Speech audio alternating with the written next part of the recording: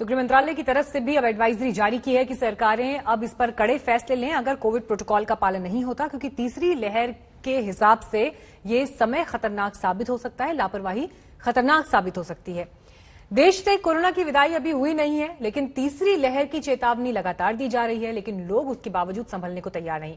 अब सरकार भी ये कहने लगी है कि कोरोना संबंधी चेतावनी को मौसम समाचार ना समझें।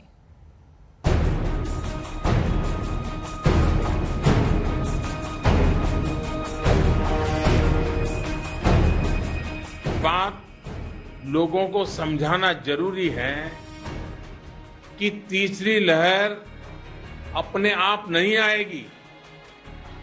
कभी कभी लोग सवाल पूछते तीसरी लहर की क्या तैयारी की है, तीसरी लहर के लिए आप क्या करेंगे।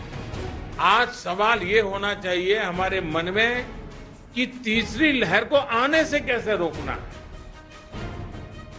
बार बार चेतावनी, बार बार की नसीहत, लेकिन कुछ लोग हैं जो एक कान से सुनते हैं और दूसरे कान से निकाल देते हैं। हिमाचल और उत्तराखंड के हिल स्टेशनों में भीड़ और कोरोना प्रोटोकॉल की तस्वीरें तो वायरल हो चुकी हैं, लेकिन लापरवाही का ऐसा मंजर शहर शहर में नजर आ रहा है।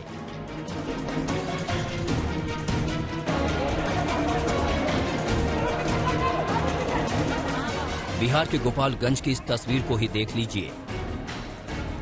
गोपालगंज के अंबेडकर भवन में ये भीड़ कोरोना टीका लगवाने के लिए उमड़ी है। तस्वीरें देखिए, लंबी कतार में लोग किस तरह एक दूसरे से चिपक कर खड़े हैं। अपनी बारी में जल्दी के लिए लोगों के बीच धक्का मुक्की हो रही है। लोग कुर्सियां फेंक रहे हैं। शांति बनाए रखने के लिए पुलिस को लाठियां भी फटकारनी पड़ रही है।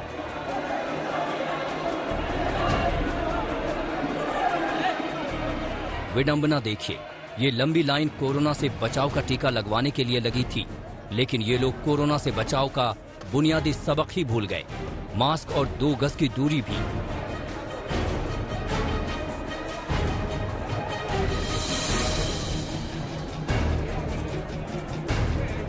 कोरोना प्रोटोकॉल की इस तरह उड़ी धज्जियों को लेकर सवाल स्थानीय प्रशासन पर भी उठता है कि क्या प्रशासन के लिए उचित इंतजाम किए गए थे। सिविल सर्जन तो जवाब दिए बगैर निकल गए, लेकिन लोगों के पास शिकायतों की भरमार है। सुबह 7 बजे से हम लोग खड़े हैं, अभी तक वैक्सीन नहीं लगा है। पर डे का यही काम है। कल भी आए थे तो कल भी शाम को 4 बजे तक खड़े रहे। जब 4 बजे तो इन लोग बोले कि वैक्सीन खत्म हो गया है, इनका ड्यूटी खत्म, वैक्सीन खत्म। मैं यहाँ 4 बजे से लाइन लगाया हूँ बिना खाए पिए हुए। पूरा देखिए, हमारा कपड़ा पूरा शरीर भीग चुका है। पानी पी पी के जी रहे हैं। ना यहाँ कोई पानी है, पानी की व्यवस्था है, ना पंखा का व्यवस्था है, ना ही यहाँ कोई पुलिस प्रशासन का कोई भी ठीक यहाँ कोई सुविधा नहीं है। अब पुणे जिले के सासवड़ का हाल देख लीजिए। संत सोपान काका महाराज मंदिर में मेला लगा हुआ है। भक्तिमय माहौल में भेड़ों के झुंड से मंदिर की परिक्रमा लगवाई जा रही है। ज्ञानोबा तुकाराम का जय घोष हो रहा है। कोरोना अप्रोप्रिएट बिहेवियर क्या होता है, कोविड की तीसरी लहर का खतरा क्या है, किसी को इससे कोई मतलब नहीं। असावधानी, लापरवाही, भीड़भाड़, ऐसे कारणों से कोरोना संक्रमण में भारी उछाल आ सकता है। और इसलिए ये जरूरी है कि हर स्तर पर हर कदम गंभीरता के साथ उठाए जाए। अधिक भीड़ वाले जो आयोजन रुक सकते हैं, उनको हमें रोकने का प्रयास करना चाहिए। कुछ ऐसा ही हाल राजस्थान के धौलपुर जिले के सैपऊ में देखने को मिला। सैपऊ के गांव चितौरा स्थित लोक देवता बाबू महाराज के मंदिर में भंडारे का आयोजन हुआ तो सैकड़ों की भीड़ उमड़ गई। मंदिर परिसर में भीड़ की खबर जैसे लगी, पुलिस और प्रशासन में हड़कंप मच गया। आनन फानन में टीम मंदिर पहुंची तो लोगों में भगदड़ मच गई। सूचना प्राप्त होने पर कि गांव चितौरा में बाबू महाराज के यहाँ पर एक धार्मिक कार्यक्रम का आयोजन किया जा रहा है, जहाँ पर काफी बड़ी संख्या में भीड़ इकट्ठी है। सूचना प्राप्त होने पर मैं वहाँ पर गया तो मेरे को भीड़ ज्यादा तो नहीं मिली, पर कुछ लोग वहाँ पे इकट्ठे हुए थे।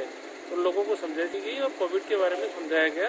लोगों ने अपनी सहमति प्रदान की और स्वेच्छापूर्वक अपने आप विवाह से चले गए। जब हम थर्ड वेव की बात करते हैं तो हम थर्ड वेव को मौसम के समाचार की तरह से, वेदर अपडेट की तरह से सामान्य रूप में ले रहे हैं।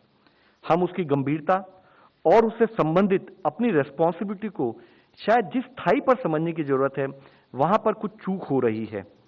यह मॉनसून की बारिशों से आने से पहले कहीं हम घूमने चले जाएं या ऐसा कोई सिंपल आचरण नहीं है, बल्कि वायरस वर्सेस ह्यूमन बीइंग, इसके बीच चलने वाली कंटिन्यूअस लड़ाई है।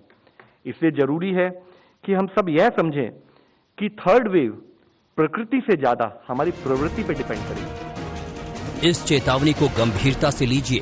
पहली लहर के बाद की लापरवाही का नतीजा देश भुगत चुका है। अब एक और जानलेवा लहर को न्योता मत दीजिए। सावधान रहिए, एहतियात से चलिए। आज तक ब्यूरो।